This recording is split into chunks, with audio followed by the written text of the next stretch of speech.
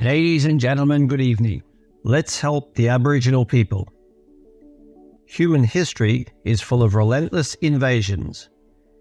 1,000 years ago, pale-skinned men arrived in boats and invaded England, murdered huge numbers of people and stole all their land. For the next 300 years, they brutally oppressed and murdered the natives and imposed an alien culture and an alien language upon them. It took hundreds of years for the natives to recover and for an integrated society to develop. 100 years ago, the Ottomans massacred over 1 million people. 80 years ago, the Nazis attempted to exterminate the Jewish race and murdered 6 million Jews and 8 million other Central Europeans. When Europeans arrived in Australia 230 years ago, they stole the Aborigines' land and carried out over 300 massacres, and the long shadow this has cast has predictably caused the horrifying cycle that Aboriginal people are trapped in today. This cycle can easily be broken, and the problem can easily be fixed. All of human history can teach us how the most disadvantaged people have risen out of horrifying realities and succeeded in life. In some cases, the poorest and most brutalized people have risen to the top of their societies. Unfortunately, the Aboriginal debate has been hijacked by inner-city left-wing activists who are doing catastrophic damage to the Aboriginal cause and making the problem much worse.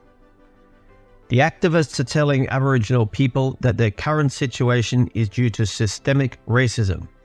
If this is true, what has the left achieved over the last 100 plus years? If the left has spent over a century battling systemic racism, how can it be present to the hysterical degree that they claim? Either they are wrong or they are incompetent. Claiming systemic racism gives Aborigines the message, the only way for your situation to change is for other people to change their ways. Translated to the wider world, it reads, the only way for black people's lives to improve is for white people to change their ways. This thinking makes black people powerless. This is wrong, and history proves it. You can't improve your situation by waiting for someone else to change their ways. Like most activist ideas, it is deranged. At every turn, Aborigines are bombarded with the message that institutional racism is holding them back. Every day, the media relays the claim that Australia is a racist country. It is repeated ad nauseum. It is repeated without let-up. Every form of media is so drenched with this message, Aborigines cannot help but absorb it. So loud is the clamour that it drowns out the stories of successful Aborigines.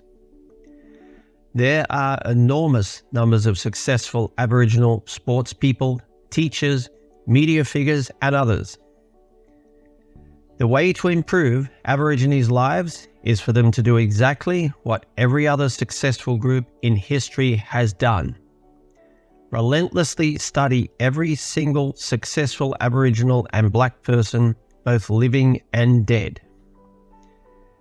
Filling Aboriginal children's minds with success stories, rather than endless browbeating them with tales of failure, is the key to build momentum for further success.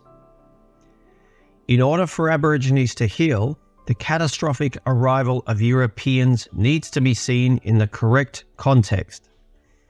At this point in time, the activists relentlessly repeat it, keeping the wound always raw, never allowing time to grant some distance, never allowing a slow healing.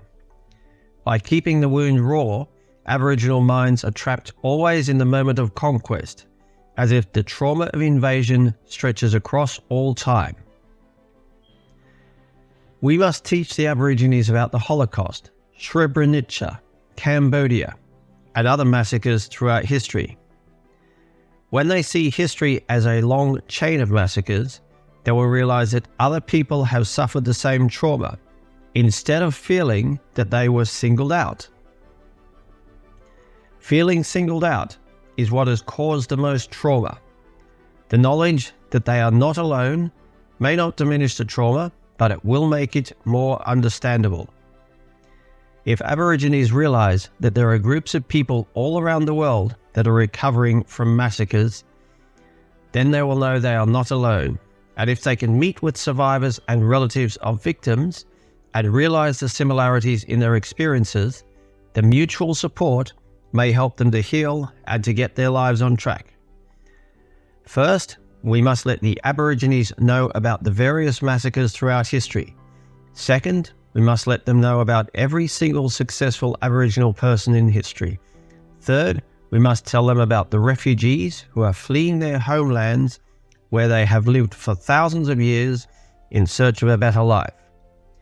If the refugees have improved their own lives so dramatically by fleeing the violence of their homelands, then Aboriginal people can flee the violence of remote Aboriginal communities and improve their own lives too.